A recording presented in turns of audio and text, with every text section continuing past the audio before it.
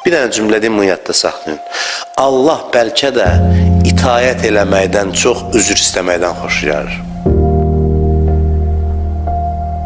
İndi sözdə dedim. İtaət eləməliyik və eləyirik də. Allahın itayətdən xoşu gəlir. Amma Allahın itayətdən çox üzr istəməsindən xoşu gəlir. Ona görə də heç bir Allah dostu gedib elədiklərini demir. Mən filan şey elədim ay ilahi bugün.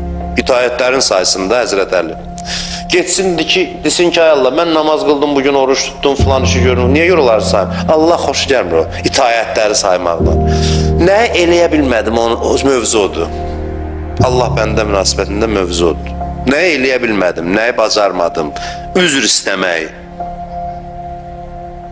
Mən bunu elədim, maraqsız olardı o. Biabırçılıq olardı. Gidirsiniz, mən ilahi, bilirsən də özüm namaz qıldım, filan namazı. Mən böyle Allah ben deyəm, mən sağ ol, mən getdim. Belə münacatdan xoşu gəlmir.